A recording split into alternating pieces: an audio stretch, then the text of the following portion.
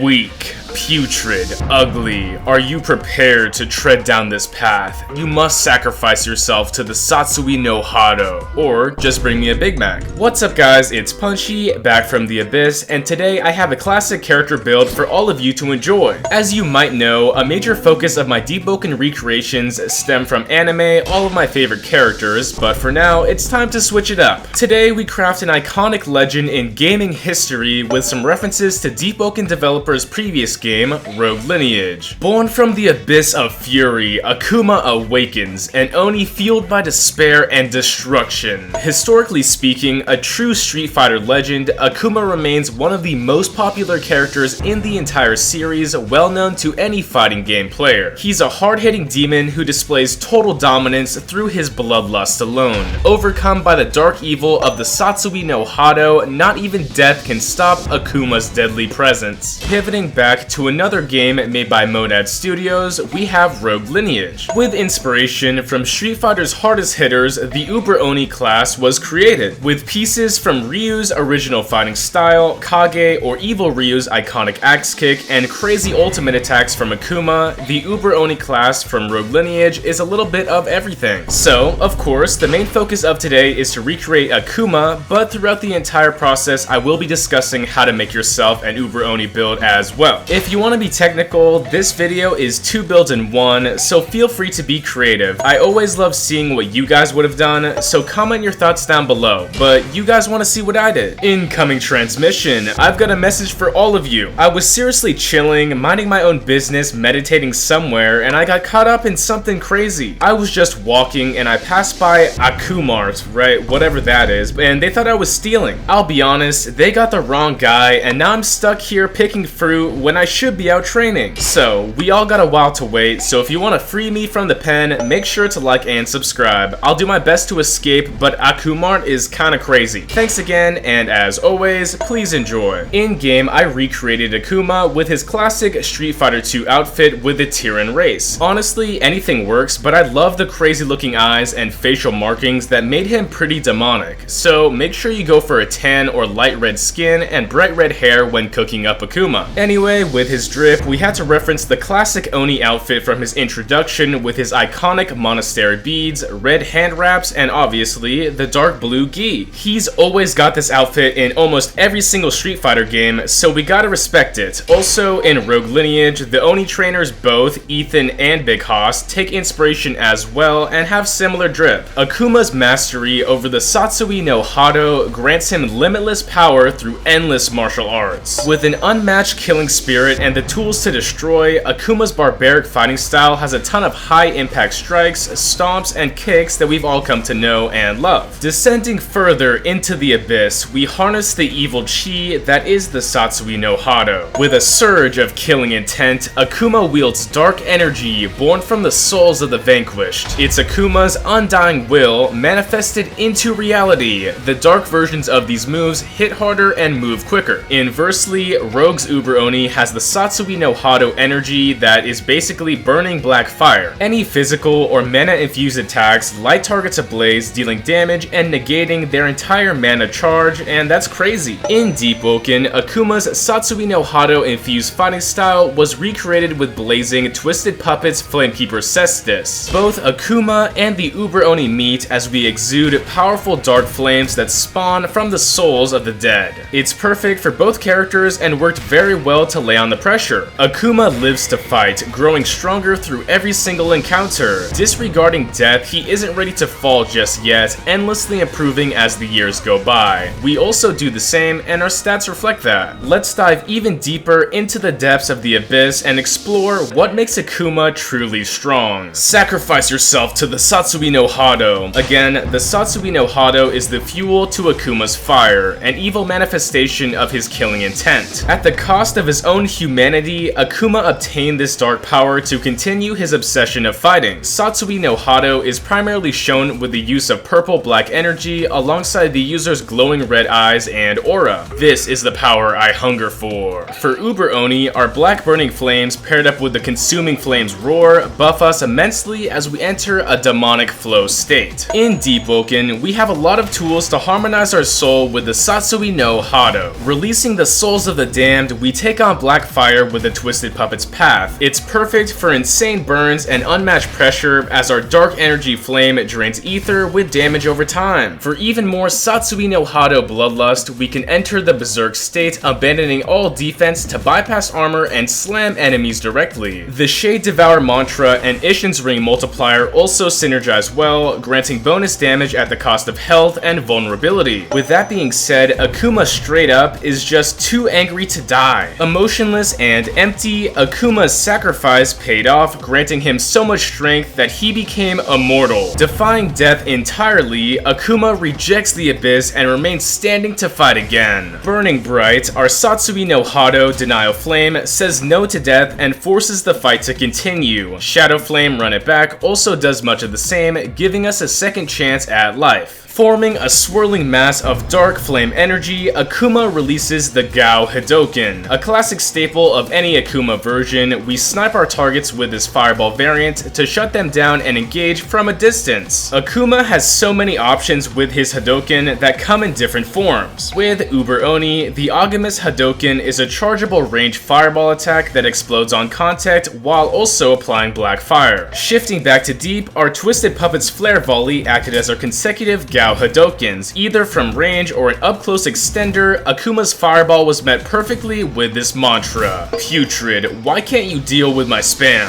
Phasing forward with Ashura Senku, this is a teleporting demon dash that grants Akuma full iframes. The best use of this move is to close gaps, bypass projectiles, and get in while maintaining that full invincibility. So it's a classic and we can't forget it. Onto Rogue Lineage, Demon Step is our only mobility option that provides iframes, which we spam all the time, so it's a solid move to apply pressure and is a linear option that also moves us forward. Now, Akuma's Ashura Senku Demon Step was respected with a swirling mirage of Satsui No Hado Shadow clones. Although it's not as straightforward as the original, we encircle around our target, close the gap easily while stacking on extra pressure. If Akuma has anything, he definitely has options. Extending from his Demon Step, Akuma phases through the enemy and slams them down on the way out. The Oboro Throw is a mix of Demon Step and a quick command grab, which is very hard to mess up and deals heavy damage. Akuma has no shortage of simple slam down grabs, as shown with his new ultimate, Sip of Calamity. Your block is useless and weak. Inversely, in Rogue Lineage, Uber Oni doesn't have any throws or grab options. Well, if we're being real, both Big Hoss and Ethan, the Oni trainers, are from the Ashen race, which is equipped with the shoulder throw ability. Although it's not too specific to the Oni class, it's definitely an essential part of Rogue Lineage and Uber Oni history. As an extension of our Twisted Flame Demon Step, the enhanced Flame Grab works perfectly as our Oboro Throw. Dealing heavy damage and catching rolls are the best application for Akuma's Dark Grasp. Moving on to an essential part of Akuma's arsenal, we use the Demon Flip. A Demon Flip occurs while you apply pressure while moving in the air. Although he does have evil air attacks like Demon Raid and, actual flips in the air, Demon Flip is something special to his character, which was manifested by the community. In Rogue Lineage, Demon Flip is a special move as a gap closer that gets our combo started. Instead of the official aerial approach, it's a grounded attack with an iframe and high damage variant. Moving on to Deepwoken, our version resembles a mix of both Akuma's and Rogue's Demon Flip. With a dark energy reverse flame leap, we initiate fights and light our opponents on fire. By hiding our animations inside the dark soul smoke, it's very easy to catch players lacking. You can't see me, your eyes are useless. A staple attack for all Shoto fighting game characters, we gotta pull out Akuma's Gao Shoryuken. Its high damage and flexibility make it a great option to flip a fight entirely and recover from a hard knockdown. The Gao Shoryuken is often associated with Masogi, a guillotine slam from above that sends people into the Shadow Realm, and no, I'm not talking about Yu-Gi-Oh! This is actually killing people. In Rogue Lineage, we also have the Rising Dragon Shoryuken into Masogi combo. Rising Dragon acts as our uppercut, which can combo directly into a high damage secondary Masogi. Also, Masogi works from range, not requiring any combo setup. Essential to Akuma, we used our Flaming Flourish Twisted Puppet's uppercut to knock people into the air. Although in Deepwoken there aren't many actual uppercuts, this does our drop correctly and confirms damage just like in Street Fighter. Akuma's Misogi, on the other hand, was met easily with our tacit dropkick Demon Slam Down. Extremely viable with a mix of Demon Step and Circle, we can stack this onto anything, gaining iframes and grounding our opponent for even more destruction. Be gone. Exclusive to Street Fighter, Akuma and his other similar counterparts all have access to the Tatsumaki flying kicks. Specific to him, the Zanku Kyaku Tatsumaki is a heavy, slow-moving kick that brings people up in a whirlwind of deadly sweeps and extends combos. Uber Oni doesn't have access to any moves like this, but don't worry, they have some special kicks of their own that I will be talking about. In-game, the Twisted Puppet's Rising Flame was honestly the best option for Akuma's Tatsumaki. Usable on both the ground and in the air, Rising Flame Tatsumaki works best as a flexible attack that Akuma just abuses. Instead, if you really want, it is possible to try Phantom Path Twister kicks, but you're limited to a grounded attack. Now, back to those exclusive Oni kicks, we have the Leg Breaker and Spin Kick. I consider these pretty basic moves from Rogue Lineage, but they do act as powerful injury applications and of course combo extenders. I didn't end up doing this, but Flashfire Sweep is a decent option that could work for these kicks. Moving forward with yet another Rogue exclusive kick, we have the classic Axe Kick. Axe Kick is a guard breaking attack that can instantly execute downed enemies with a basic M1, and the M2 version sends players into a small setup. A lot of people that play Rogue Lineage don't realize, but Akuma doesn't really have a crazy special Axe Kick, but there are instances of him using it in combos. Of course, if you want to go for that Uber Oni approach instead of Akuma, I'd say try out the Multiplying Eclipse Kick. This mantra has a small initial hit for the Axe Kick M2, and the slam down is of course the M1 version, so it's basic and works perfectly. Finishing off with some Akuma specials, we gotta talk about the Kongo Koku Retsuzan Ground Slam.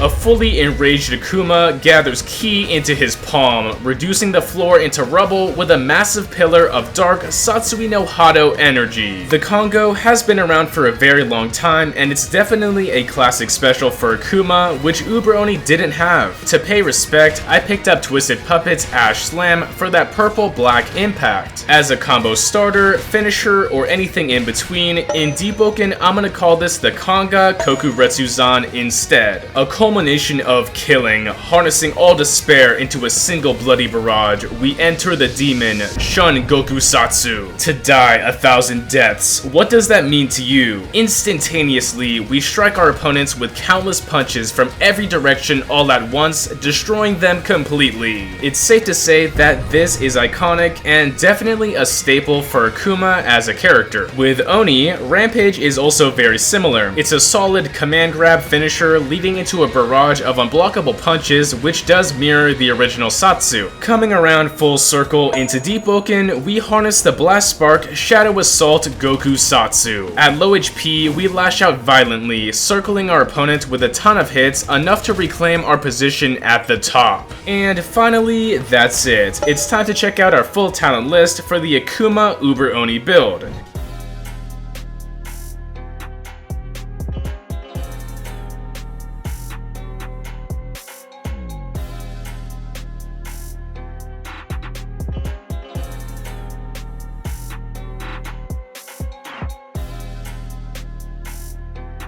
It's time to sacrifice yourself to the Satsui No Hado. Witness me.